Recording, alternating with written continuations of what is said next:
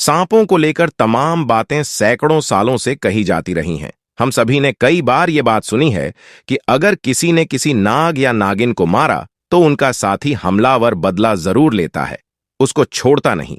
जब भी मौका मिलता है तब उसको डसता जरूर है। ऐसे में हम आपको एक कहानी बताने जा रहे हैं जो काफी साल पहले राजस्थान के एक गांव में घटित हुई। ये घटना तब की है जब राजस्थान में मौजूद गांव इतने विकसित नहीं थे। चारों तरफ जंगल ही जंगल हुआ करते थे, तो इतने घने जंगलों में सांप जरूरी होते हैं, साथ ही कई अन्य जानवर जीव जंतु भी होते हैं। तो इन्हीं सब के बीच इच्छाधारी नाग नागिन से संबंधित ये कहानी है। जब इच्छाधारी नागिन एक बच्चे को जन्म देने वाली थी और एक व्यक्ति ने एक ऐसी गलती कर दी जिसके बाद नागिन ने जो उसका हाल किया, सुनकर आपकी रूह कांप जाएगी। तो ऐसे में वीडियो को आगे बढ़ाते हुए कहानी को शुरू करते हैं, लेकिन उससे पहले कमेंट्स में हर हर महादेव जरूर लिखे। दोस्तों, यह चमत्कारी घटना है राजस्थान के एक छोटे से गांव अजेरी गांव की। दरअसल यह घटना घटित हुई वहां के रहने वाले व्यक्ति विजय प्रसाद जी के साथ। विजय प्रसाद करीब आज से 7 साल पहले एक आम एवं गरीब व्यक्ति का जीवन व्यतीत करते आ रहे थे। वह अक्सर जंगल में अपनी बकरियां चराने जाया करते थे। एक दिन बकरी चराते चराते वह जंगल के थोड़ा और अंदर निकल गए। उसी जंगल में एक इच्छाधारी नागिन अपने नाग के साथ एक दीपक पेड़ के पास रहा करती थी। वह नागिन गर्भवती थी। शाम का वक्त था और विजय प्रसाद जब उस पेड़ के पास से गुजरा तो उसे वहां एक तेज चमकती चीज दिखाई दी, परंतु साथ ही वह दोनों नाग नागिन भी वहीं थे। उन्हें देख वो थोड़ा सा डर गया और तुरंत ही वहां से जल्दी से घर की ओर भागा। विजय प्रसाद इतना घबराया हुआ था कि उस समय तो उसने पीछे मुड़ तक कर नहीं देखा, परंतु उस रात उसके ध्यान में वो चीज जो चमक रही थी वो बार बार आ रही थी। वह इतना तो समझ गया था कि वो हो ना हो बहुत मूल्यवान चीज थी और अगर वो मुझे मिल गई तो मैं भी धनवान हो जाऊंगा।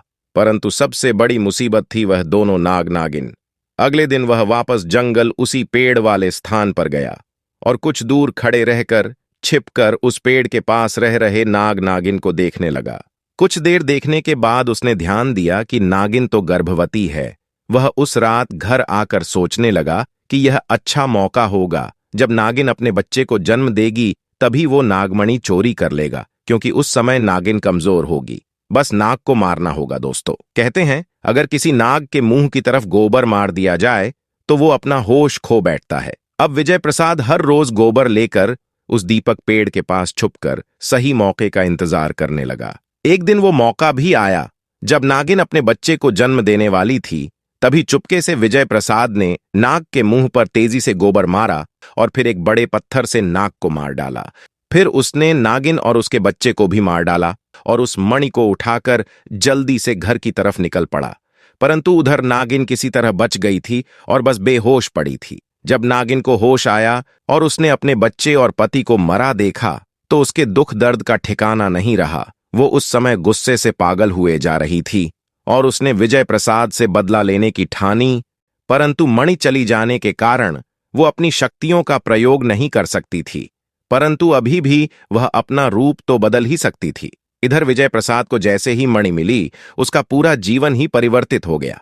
उसकी फसल इस बार काफी अच्छी हुई और काफी महंगे भाव में भी बिकी उसकी। तो जैसे मानो लॉटरी लग गई हो, क्योंकि जो भी वो धंधा कर रहा था उसे हर जगह से लाभ मिल रहा था और विजय प्रसाद को पता था कि ये सब उस चमत्कारी नाग मणि का ही कमाल है। गांव में हर जगह उसका नाम था।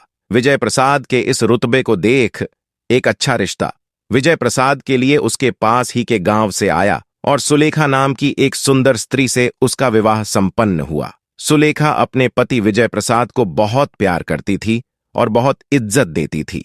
दोनों एक दूसरे का कदम कदम पर साथ निभाते उनकी जोड़ी गांव में मिसाल बन चुकी थी। उधर नागिन भी एक पुरुष का रूप धारण कर दीपक नाम से विजय प्रसाद के यहाँ उसका मुंशी बन गया और विजय प्रसाद का विश्वास जीतने लगा। विजय प्रसाद भी दीपक के व्यवहार और वफादारी को देख उसे अपना भाई समान ही मानने लगा। एक दिन सुलेखा अपने पति विजय प्रसाद के पास आती है और बताती है कि अब हमारे घर में एक छोटा मेहमान आने वाला है, तुम पिता बनने वाली हो, मैं गर्भवती हूं। यह सुन विजय प्रसाद की खुशी का ठिकाना नहीं रहा। उस दिन वह खुद अपने मुंशी दीपक के पास गया और बोला कि देखो दीपक, मैंने आज तक किसी पर इतना भरोसा नहीं किया जितना कि तुम पर करता हूं। मेरा कोई भाई नहीं है, परंतु जब से तुम्हारा साथ मिला है तुम मेरे सगे भाई से भी कहीं अधिक बन चुके हो। आज मैं बहुत खुश हूं।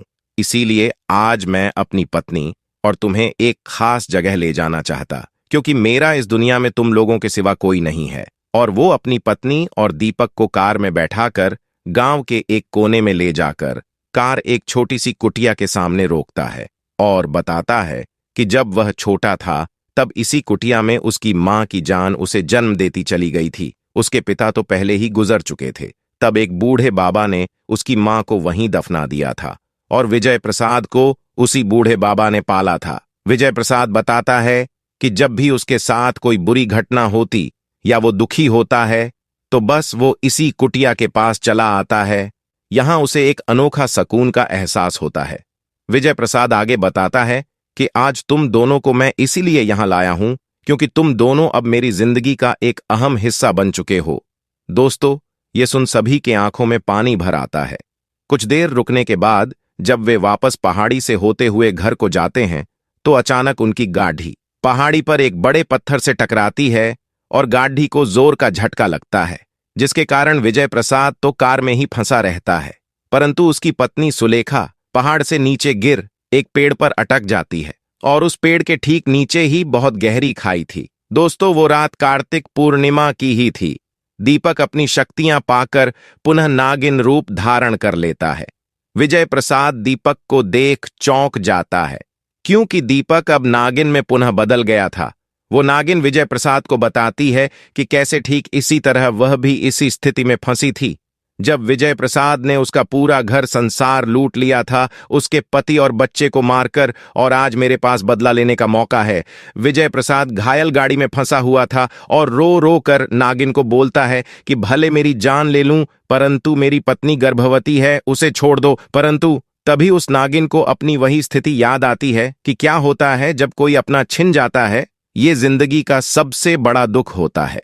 नागिन ने विजय प्रसाद का उसकी पत्नी के प्रति सच्चा प्यार देख उसे माफ कर दिया और सुलेखा को उस पेड़ से निकाल बचा लिया तथा दोनों को हॉस्पिटल छोड़ खुद वापस जंगल में उसी दीपक पेड़ के पास चली गई। जब विजय प्रसाद हॉस्पिटल से स्वस्थ होकर अपनी पत्नी के साथ घर वापस लौटा तो उसे अपनी गलती का एहसास हुआ और उसने जाना कि उसने कितनी बड़ी गलती करी है। वो नागमणि को लेकर उसी दीपक पेड़ के पास गया और उस पेड़ के पास उस नागमणि को रख फूट फूट कर रोने लगा और शाम को वापस घर आ गया।